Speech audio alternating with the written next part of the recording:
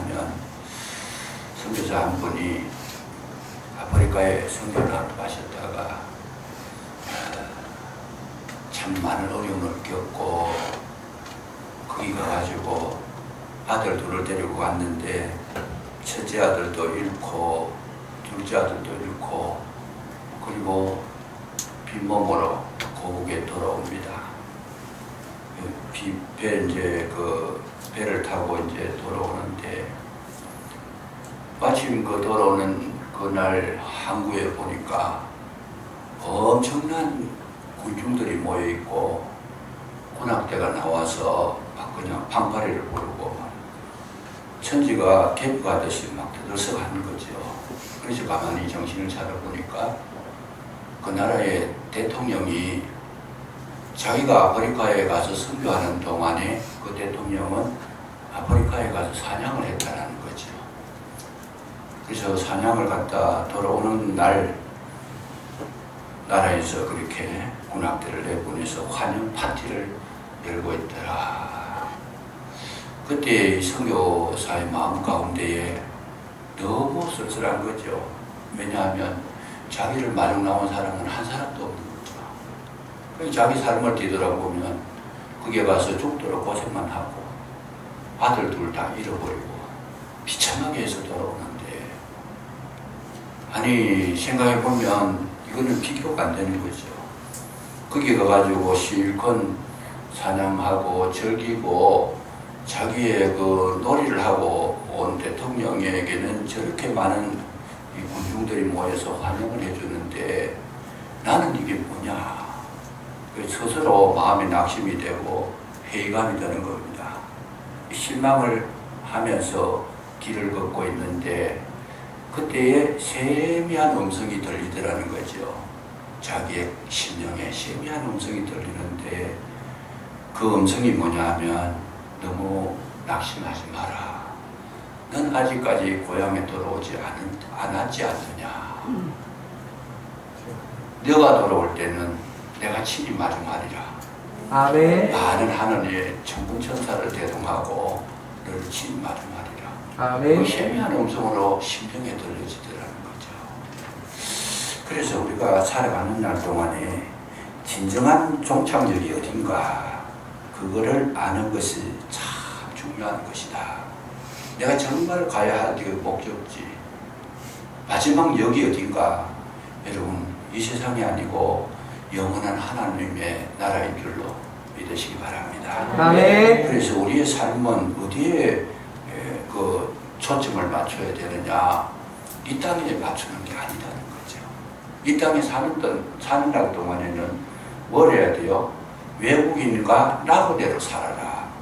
나그네라고 했을 때, 또 외국인이라고 했을 때에는 그 의미가 뭡니까? 여기서 영원히 살지 않는다는 거죠.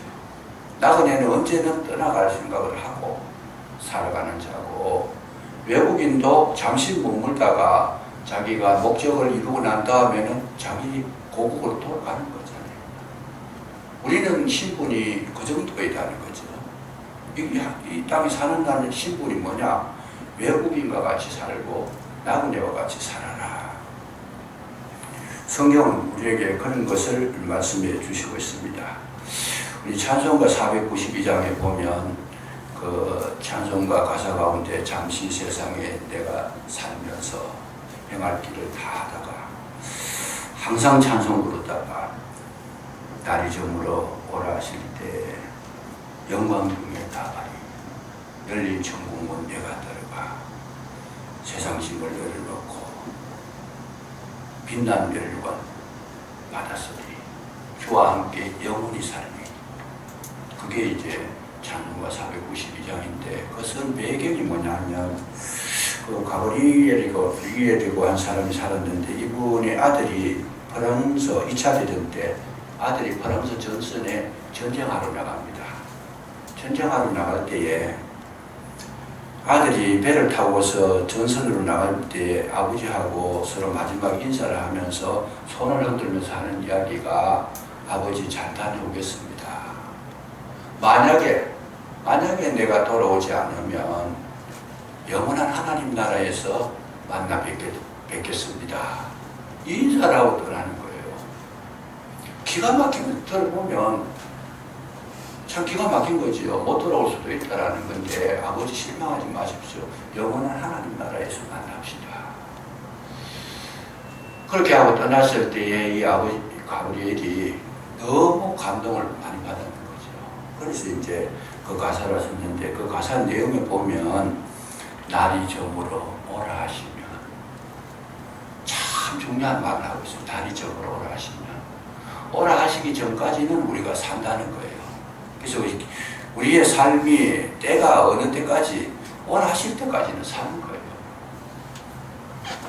그래서 우리가 이제 그 찬송가 가사에서 은혜를 많이 받는데 저는 거기 보면 날이 저물어 오라 하시면 참 감격 있는 가사입니다. 오라 하시면 그날이 되기까지는 우리가 이 땅에서 대기하는 삶을 산다는 거죠. 대기하는 그날 그 시간이 오라 하기 전까지는 성실하게 사는 거예요. 그래서 모든 것은 하나님의 명령에 따라 하겠습니다 하는 뜻이 거기에 달려 있습니다. 하나님께서 아들을 데려가시면 데려가시는 거고 보내주시면 보내주시는 거다. 그 마인드를 가지고 그 가사를 기록한 것이죠. 그래서 우리가 이제 이 세상 살아갈 때에 항상 하나님의 그 하시는 말씀을 귀담아 듣고 순응하는 삶이 제일 지혜롭다는 거죠. 우리가 이사를 하나 해도 내가 이사하는 것이 아니고 하나님께서 이사하게 하시면 그 말이죠. 이사를 하게 하시면 내가 직장을 선택하는 것도 하나님께서 내 직업을 참 허락하시면 제가 직장을 생활하겠습니다. 모든 것은 뭐예요? 내가 하는 주가 되는 게 아니고 주님께서 원하시는 시간이 있고 때가 있고 장소가 있고 방향이 있고 목적이 있다라는 거.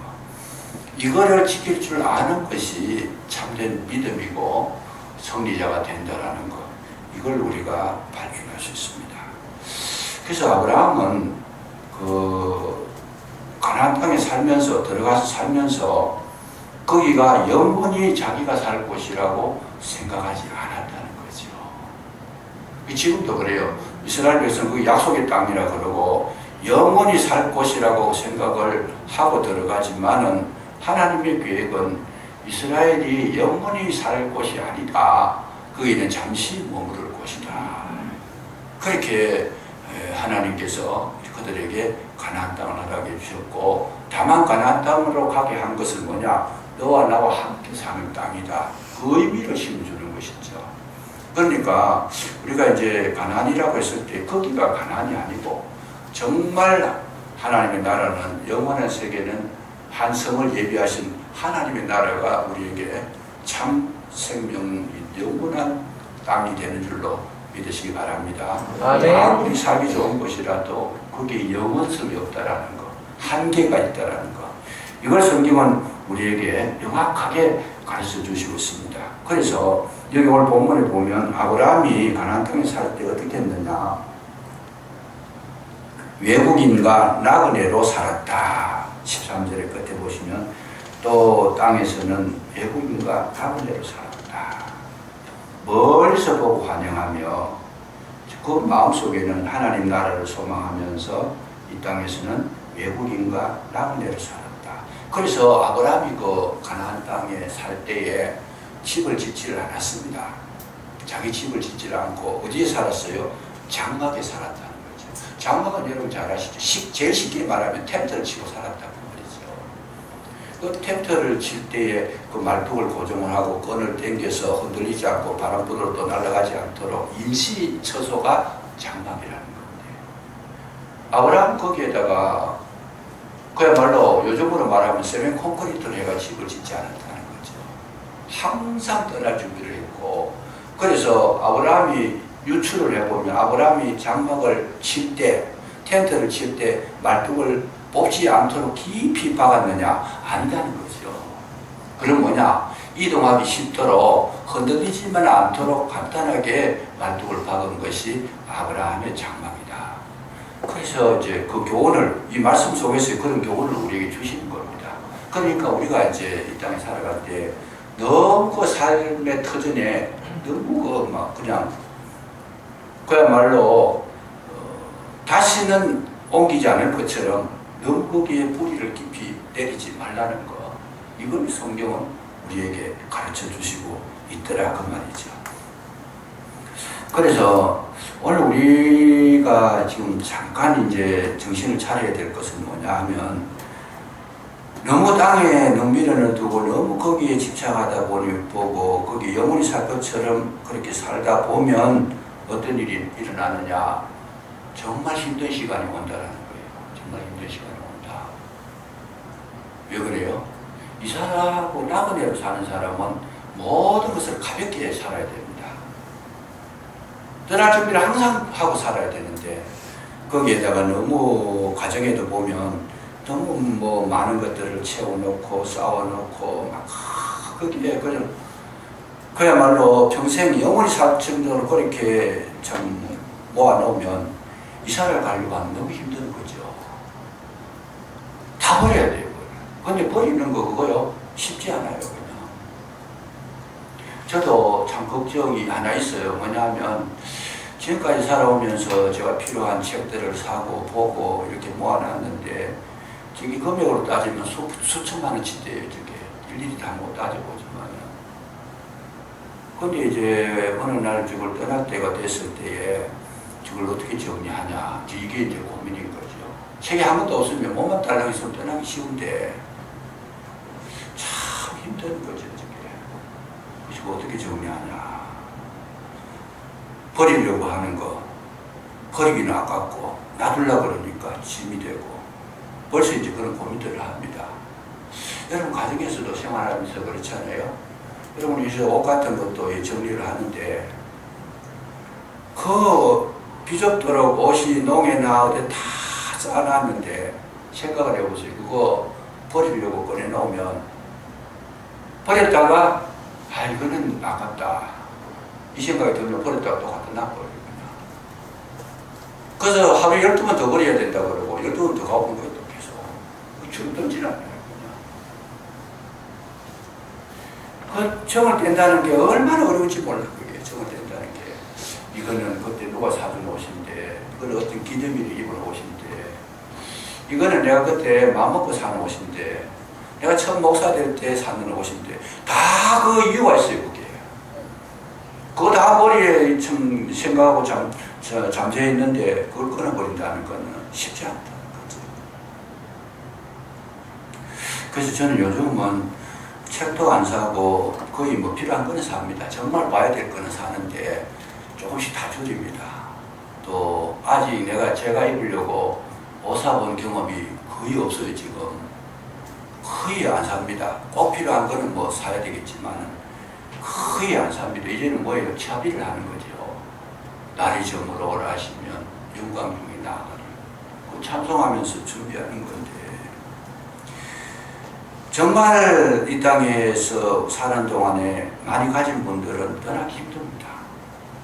많은 재산을 모아놓고 자기 좋은 소유물들, 많이 좋은 자동차들, 좋은 집들, 그리고 인간관계도 수많은 사람들을 많이 엮어놓으면 그 정떼기가 쉽지 않아요. 근데 이제 저는 그 세상 떠나는 분들을 많이 보고 겪어보니까 은혜가 있어요. 어떤 은혜가 있느냐 하면, 정말 하나님의 사람들이 세상을 떠날 때 가만히 보니까 사람들하고 정을 떼어 보니까 사람들하고는 거리를 두더라고요. 보니까 그 마음 들 때는 벌써 이 세상이 마음이 아닙니다. 세상을 떠날 때 마음이, 그 정을 너무 붙이고 있으면 못 가니까 하나님 은혜로 정을 떼게 해요. 그냥 너무 깊이 안 들어가도록 좀 편하게 해주시려고 하는 그게 은혜예요. 하나님 은혜인데 감사합니다만은 정말 우리는 그런 것도 모르고 무조건 막 많이 쌓아놓고 많이 가지고 막 그냥 넘치고 쌓고 세우고 그래 했는데 결국 세워봐야 바벨탑인데 그거 넘으십니다. 하나님께서 다 무너뜨리고, 우리 몸 그렇게 아깝다고 그렇게 가꾸고 참 금지 오ገብ으로 그렇게 참 키웠던 자녀들 언젠가 떠나야 되잖아요. 자기 몸을 금사라기 같이 아끼는 분들 그 몸이 떠날 때 한 줌의 흙으로 돌아가 버려요. 그렇다고 몸을 함부로 쓰라는 이야기는 아닙니다만 너무 그렇게 거기에 휘말리지 말고 집착하지 말라는 이야기죠. 그래서 우리가 가장 바람직한 태도는 뭐냐? 주어진 일과 자기의 처소에서 최선을 다하고 성실히 하되 그 이상 집착을 하지 말라는 거죠. 거기가 마지막 종착역이라고 하지 말고 잠시 지나가는, 잠시 쉬었다가는 그런 나그네가 되는 것이 나의 삶이다. 성경은 전체적으로 이걸 우리에게 가르쳐 주시고 있습니다. 다윗이 말합니다. 시편 39편 12절에 보면 대전하는 주께 객이 되고 거류자가 됨이 열조와 같습니다. 자기는 뭐예요? 나는 여기에 나그네와 같다. 객이 됐다는 거죠. 거류자가 되었다. 우리 열조들이 그렇게 살았던 것처럼 내가 이 나라의, 이 유대의 나라의 왕으로서 영원히 여기에 뿌리 내리지 않을 것을 알고 있습니다. 그 얘기를 하고 있습니다. 빌립보서 3장 20절에도 보면 바울의 그 고백이 뭡니까? 우리의 시민권은 하늘에 있다는 것이다. 이 땅에 있는 것이 아니고 하늘에 있는 것이다. 베드로 사도도 베드로전서 2장 11절에 보면 나그네와 행인 같은 우리다. 모든 믿음의 사람들의 특징은 뭐냐면 이 땅을 영원한 땅으로 보지 않습니다. 언제는 떠나야 갔다. 언제는 헤어져야 될, 언제는 버려야 될, 언제는 끊어야 될 그런 관계 속에서 사는 걸로 이해를 했지, 성경 속에서 세상의 모든 것이 영원한 것이라고 말하는 부분은 한 부분도 없습니다. 그런데 우리는 어떻게 생각해요? 이 세상이 움켜쥐면 놓지 않을 거예요. 그냥 붙잡으면 그거 손을 펴지 않으려고 해요. 야곱이 바로왕 앞에까지 갔을 때에 뭡니까? 바로왕이 묻습니다. 야곱에게 뭐라고 물어요? 너 연세가 얼마냐? 너 나이가 얼마냐? 아들이 이제 총리 대신이 되고 요셉이, 그러니까 이제 가족들이 다 내려갔는데 첫 만남에서 바로왕이 이 요셉을, 야곱을 보니까 얼굴도 참 험하고 참 이 볼 때에 많은 시간들을 보낸 사람 같이 나이가 많이 들어 보였던 것 같아요. 그런데 어쨌든 간에 네 연세가 얼마뇨? 그렇게 물으니까 야곱의 대답이 내 나그네 세월이 130년입니다. 그러니까 130세라는 얘기죠. 130세지만은 나는 험악한 세월을 보냈습니다. 우리 조상의 그 연수에는 내가 미치지 못하지만은 근데 험악한 세월을 보냈습니다. 그 얘기를 합니다. 그러고 난 다음에 이 야곱이 바로의 머리에 손을 얹고 한숨 기도를 합니다. 그게 뭡니까? 험악한 시간들을 보내면서 그때에 이 야곱이 자기 그 삶 속에 남아있는 거 하나가 뭐냐 하면 세상의 것에 대해 가지고 모든 것을 초월했다는 그런 의미를 거기에 포함하고 있습니다. 그래서 야곱이 마지막에 뭐라고 고백합니까? 그 베냐민을 잃었을 때에 내가 잃으면 이르리로다. 우리의 완성도가 뭐냐면 세상을 완전히 지배할 수 있고 끊을 수 있고 모든 것을 통해 가지고 지금까지 야곱은 움켜쥐는 것밖에 못했어요. 하여튼 야곱은 막 무슨 짓을 해서라도 여삼촌한테 가가지고 또 수단을 방법을 쓰지 않고 다 동원해가지고 양떼를 몰고 나오잖아요. 어디를 가도 지는 성격이 아니에요. 형님한테도 지는 거고 누구를 만나도 이기는 것만 알았던 이 야곱, 무엇을 해도 얻는 것만 알았던 이 야곱이 험악한 세월을 보내면서 뭘 했느냐? 손을, 움켜쥐었던 손을 펴는 걸 배웠다는 거예요. 처음으로 그 고백을 합니다. 내가 잃으면 이루리로다.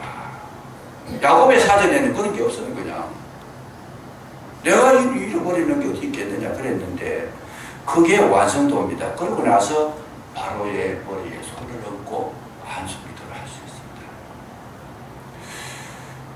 오늘 우리에 있어서 정말 중요한 것은 바로 그 부분입니다. 우리는 어떻게 살아야 되느냐? 항상 떠날 준비를 해야 된다는 거죠. 항상 떠날 준비를 한다. 그리고 우리는 항상 포기하는 삶을 살아야 됩니다. 무엇이든지 보면 어떤 분은 그런 분들이 간혹 있어요. 자기 주장대로 끝까지 관철하려고 그래요. 그냥 가다가 틀려도 그냥 자기는 고집을 부리고 그걸 고집이라 그래요. 틀렸으면 뭐라 그래요? 틀렸다고 인정을 해야지 이제 관계가 바르게 형성이 되는데 뻔히 틀린 건데도 자기는 맞다는 거예요. 맞다는 거예요. 끝까지 밀고 나가는 거예요. 우리나라 지금 현 정세를 가만히 봐도 이런 부분들이 많이 나와요.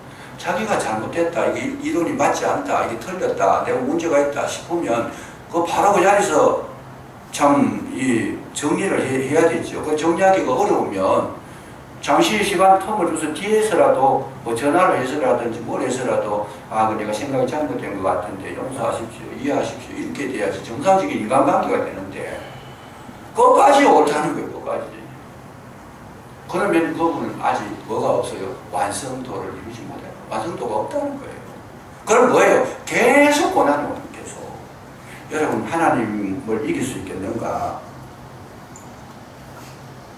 낮에도 잠깐 말씀드렸지만 저는 너무 그렇게 이제 가난하게 살았던 그 형편, 학교 다닐 때 정말 국수 한 그릇도 물을 부어서 불 커서 먹었어요. 그냥 반 그릇이 한 그릇 될 때까지 그냥 1시간 정도 숙제하고 나니까 한 그릇이 돼요. 물을 부으니까 국수에다가.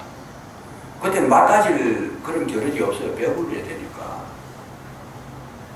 그래서 이제 경제적인 문제가 굉장히 저한테는 상처가 됐어요. 그때 너무 힘들게 살았으니까. 그랬을 때에 제가 이제 그게 여파가 오랫동안 내게 남아있었어요. 그래서 제가 하나님 앞에서도 기도할 때 하나님 나는 돈 벌어야 됩니다. 왜? 내가 그만큼 가난하게 살은 거에 대해서 상처가 있으니까 누구 못지않게 내가 돈을 벌어야 해서 내가 이 땅에 살 텐데 그러면서 뭘 기도하느냐 하면 하나님 나는 돈 많은 장로를 시켜주십시오. 돈 없는 장로 말고 돈 많은 장로. 장로가 되면 제가 목사님도 잘 섬기고 교회도 잘 섬기고 가난한 자들도 좀 돌봐주고 나같이 살았던 사람들 좀 뭔가 좀 채워주기도 하고 그 정말 멋진 거잖아요. 정말 그래서 하나님 장로가 되게 해주십시오. 워낙 그 상처가 깊으니까요 하나님께서는 저를 목사로 불러주셨는데 저는 그거 안 하겠습니다. 장로하겠습니다. 이게 20년 동안 버틴 거예요. 20년 동안. 그냥 버틴 게 아니고 그런 배경이 있다는 거예요. 사람이 어떤 일을 결정하고 나갔을 때에 그게 분명히 뒤를 돌아보면 고난을 켜보면 이유가 있어요. 괜히 그러는 거 아니에요. 그래서 계속 하나님 나는 목사하면 돈도 못 벌고 힘들고 어려운데 절대로 그걸 못 하겠습니다. 내가 이만큼 어렵고 살았으니까 이제 돈 좀 주시고 기업을 주셔가지고 제대로 한번 내가 섬겨보겠습니다. 제 뜻이 틀린 것이 아니지 않습니까? 막 억지 쓰는 거죠. 그냥. 20년 동안 그 기도를 했는데 하나님을 이겼는가? 못 이기는 겁니다. 계속 자기가 옳다라고 주장을 하게 되면 그 시간 동안에는 뭐가 있어요? 고난이 오는 겁니다. 쉽게 말하면 하나님하고 나하고 지금 뭐 하고 있어요? 지금 정쟁을 하고 있다는 거예요. 싸움을 하고 있다는 거죠. 근데 내가 그거 이길 수 있느냐? 이길 수 없는데도 불구하고 나는 계속 주장하니까 하나님께서 뭘 주셔요? 계속 꺾어버리는데 그 얻는 게 뭐겠어요? 고난을 주시는 거죠. 너 잘못된 생각 버려라. 아니 못 버립니다. 계속 서로 버티다 보니까 하나님은 모든 걸 동원해가지고 저를 공격에 들어오시는데 험악한 시험을 보냈어요. 저도 정말 험악한 시험을 보냈어요. 이야기를 여러분들이 다 들으셨기 때문에 제가 재탕을 하지 않겠습니다만 누구 못지않게 험악한 시험을 보냈어요. 애들도 우리 집에 두 애들도 고생을 많이 했고 집사람도 정말 그냥 죽지 못해서 살았고 지금도 보면 몸이 별로 안 좋습니다만 그런 과정을 거쳤고 저도 마지막에는 그냥 너는 그만 이 땅에서 생명을 그만두는 게 좋겠다. 그렇게 고집세면 생명을 거두고 가겠다. 거기까지 간 거죠. 그래도 하나님의 은혜로 그때에 이제 돌이키긴 했어요. 돌이키긴 해가지고 너 끝까지 그러면 너는 거두고 가겠다 생명을. 그때 제가 굴복을 하긴 했지만은 거기까지 갈 때까지 내 마음속에는 한이 있었던 거죠. 근데 그 그걸 꺾이고 나니까 그렇게 마음이 아프더라고요. 그렇게 하고 싶은 그거를 못하니까 너무 가슴이 아픈 거죠.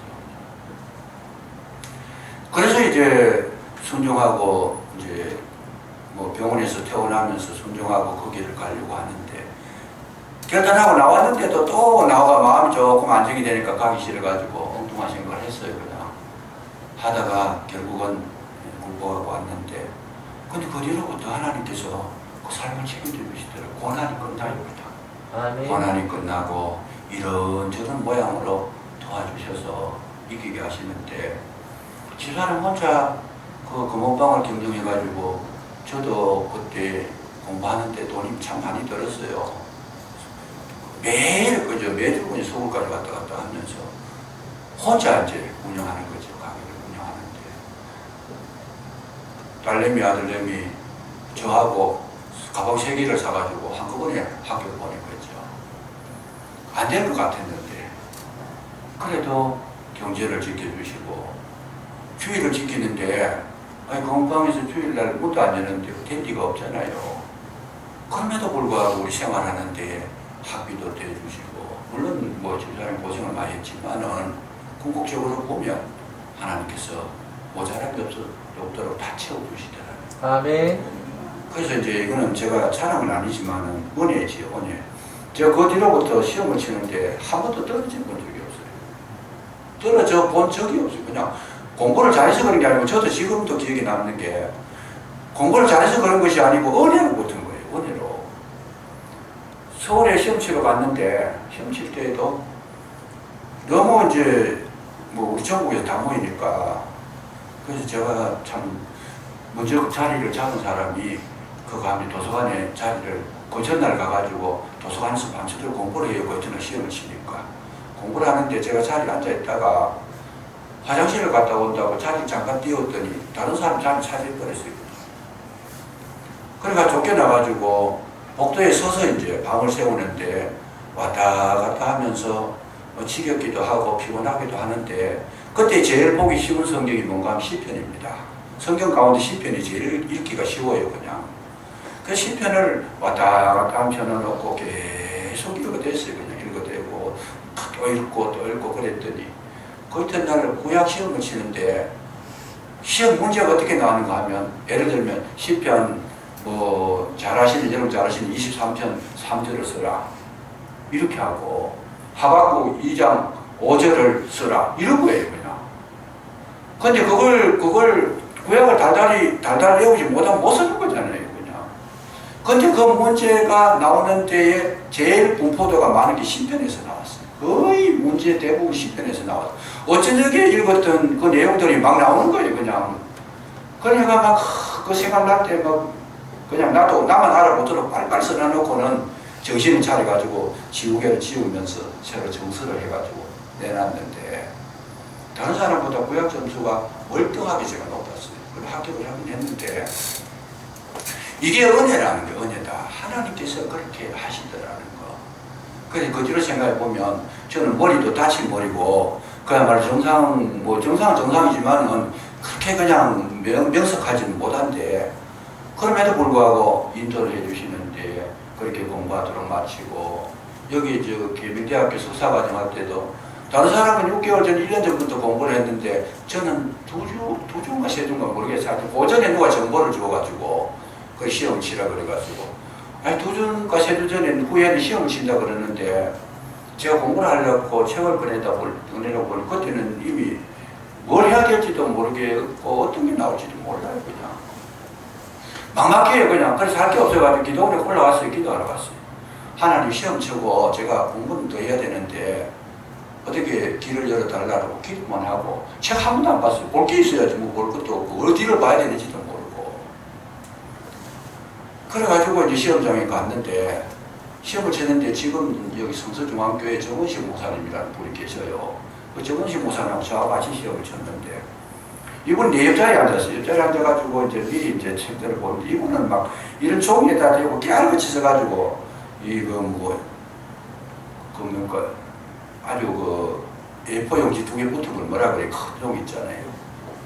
거기다가 막 써가지고 문제 답 이런 거 써가지고 얼마나 많이 기록해 왔는지 몰라요. 그래 그걸 책상에 놔두고 목사님 나 지금 잠깐 화장실 가고 싶은데 그래 좀 자리 좀 봐주십시오. 그래. 그래서 놔두고 가는 거지요. 그래서 그 목사님 소변 보고 오실 때까지 제가 이거 좀 봐도 되겠습니까? 그러니까 보라 그러더라고요.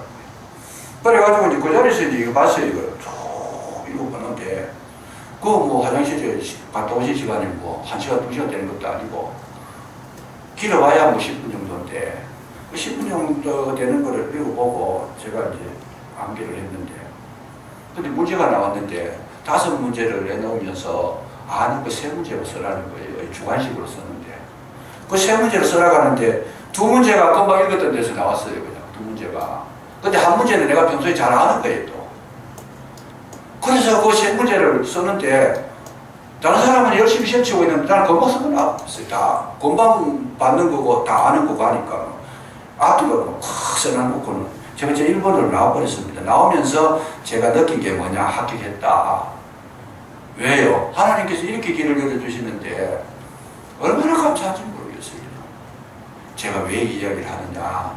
하나님의 뜻대로 순종하고 하나님께서 원하시는 길을 걸어가시면 우리에게 고난이 끝난다는 겁니다.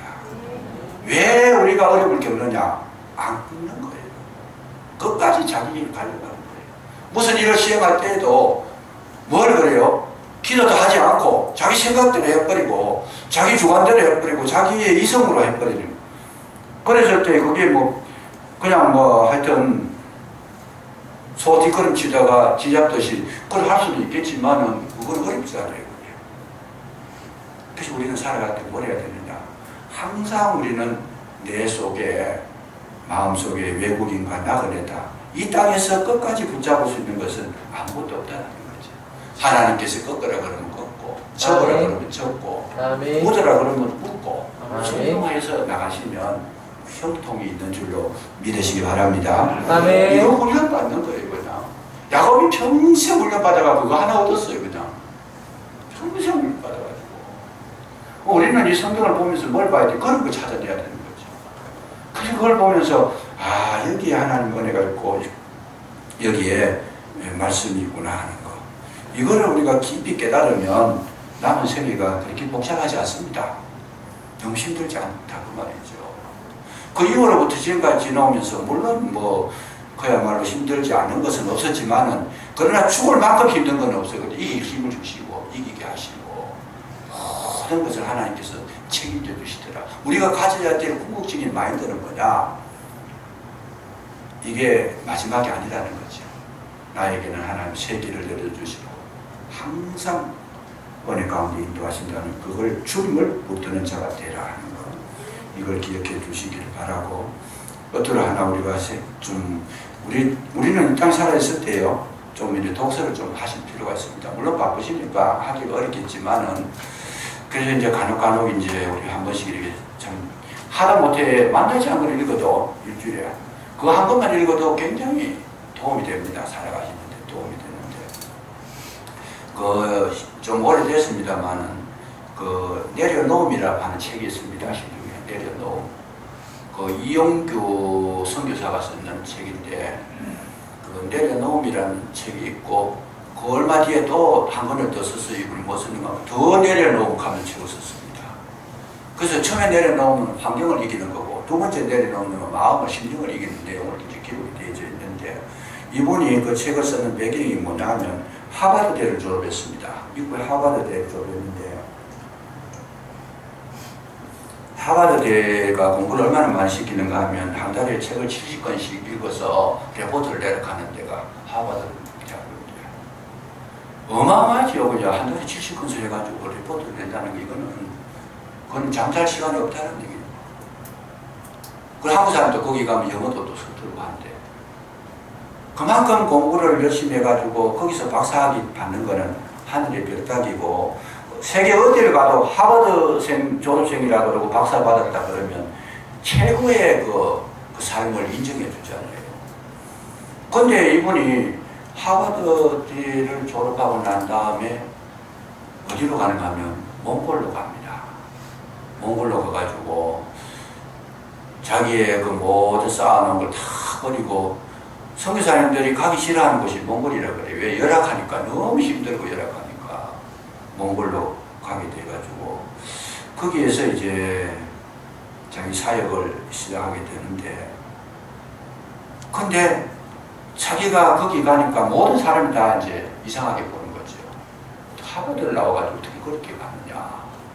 그런데 그때부터 이제 자기가 하나님 앞에 다 맡기고 내려놓고 그 인도함을 받아서 이제 선교를 하는데, 그 내용은 이제 책을 다 이야기하려고 하면 어렵고, 그렇게 하다 보니까 뭐예요?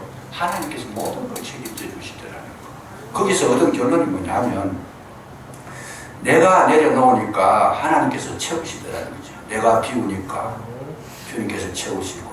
이제 이거 배운 거예요, 거기서. 내가 약해지니까 주님께서 강하게 하시더라. 이 바울이 그걸 깨달았잖아요. 그래서 약할 그때가 곧 강함이라 그랬잖아요. 그래서 약해지는 거 배우고 흩어져라. 우리는 계속 모으려고 하지만 하나님 흩어라 그랬잖아요. 그래서 이스라엘 초대교회 때 예루살렘 교회가 흩어지지 않고 있으니까 하나님께서 야고보를 잡아서 죽게 만들고 핍박이 일어나고 베드로도 잡혀 들어가고 흩어버렸잖아요. 그 흩어버렸을 때 하나님께서 새 은혜를 부어주셔가지고 세계적으로 많은 성도가 일어나게 된 그런 은혜가 있었더라. 흩어라. 주라. 그는 받을 것이다. 이런 원리를 성경은 우리에게 가르쳐 주시면서, 이런 원리가 다 어디서 나오느냐 하면 외국인과 나그네에게만 해당되는 이야기입니다. 이 땅의 것을 영원히 붙잡는 사람에게는 그렇게 할 수가 없어요. 비울 수도 없고 참 약해질 수도 없고, 뭉쳐지고 있는 그 한도 내에서는 이 말씀이 해당이 안 되는 거죠.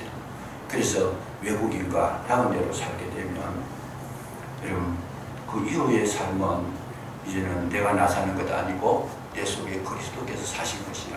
나를 인도하시는 분이 주님이시고, 아멘. 나를 가장 좋은 길로 예비하시는 분이 주님이시다고 하는 사실. 아멘. 그래서 성경 인물들 가운데에는 하나님께서 이제 무엇이든지 포기하는 법을 가르쳐 주셨더라. 아브라함의 마지막 정점이 뭐겠어요? 이삭을 포기했다는 거죠. 훈련의 종착역이 아브라함 독자 이삭을 포기했다. 다윗도 광야에서 포기하는 걸 배웠고, 사도 바울도 광야에서 자기를 배설물과 같이 여기는 걸 배웠고, 그래서 자기를 정리하는 그 시간들을 하나님께서 허락하시더라는 거죠. 요셉 보디발의 집에 가가지고 감옥에 들어가서 자기를 정리하는 시간을 주셨어요. 하나님께서. 잘 보시면 믿음의 선진들이 다 그렇게 걸어갔어요. 그냥 괜히 감옥에 들어간 게 아니고, 괜히 보디발의 집에 들어간 게 아니고 하나님께서 학교를 보낸 거죠. 훈련시켰다고 말이죠. 모세를 하나님께서 서시로 어디로 보내요? 호렙산, 그 참 아무것도 없는 그 광야로 보내가지고 40년을 썩게 했더라. 엘리야에게 하나님께서 말씀을 주시기 전에 뭐래요? 걸어서 40일을 걸어가게 했습니다. 광야길을 40일 걸어가겠다. 다니엘을 하나님께서 사용하실 때 그야말로 외국인과 같이 나그네와 같이 살도록 만드셔서 그에게 하나님의 역사를 나타내셨다고 하는 이 내용. 이 성경은 이런 과정을 거치지 않고는 하나님 앞에 쓰임 받을 수가 없습니다. 그래서 우리는 뭘 해야 되느냐? 항상 우리 마음 가운데에 나는 나그네다. 나의 고향은 저곳에 있다. 아멘. 나는 이 땅의 외국인이다. 이 생각 가지고 집착하지 않고 말씀에 순종해서 날마다 그 이끌림을 받으시면 우리의 삶에는 형통함이 있게 될 줄로 믿으시기 바랍니다. 아멘. 기도하겠습니다. 사람들이 다 믿음을 따라 죽었으나 멀리 보고 환영하며 땅에서는 외국인과 나그네로 살았던 그 삶 속에 아버지의 나라를 이루게 되고, 진정으로 마음 가운데 그 소망이 식어지지 않고 이 땅 속에서 늘 승리의 삶을 살았던 믿음의 선진들처럼 저희들 마음 가운데도 이 은혜를 주시기를 원합니다. 아멘. 외국인과 나그네가 되어서 진정으로 영원한 본향을 향해서 날마다 걸어가는 우리 아름다운 발걸음이 되게 해주시기를 간절히 기도하고 원합니다. 아멘. 사는 날 동안에 너무 아픈 것도 없고 너무 속상할 이유도 없고 너무 분노할 이유도 없습니다. 이 모든 것 다 지나가는 것이기에 여기에 마음 빼앗기지 않도록 성령께서 도와주시고 진정 붙잡아야 될 영원한 세계를 가슴속에 새길 수 있도록 인도해 주시옵소서. 아멘. 함께 하시기를 원하옵고 예수님의 이름으로 감사기도 드리옵나이다. 아멘.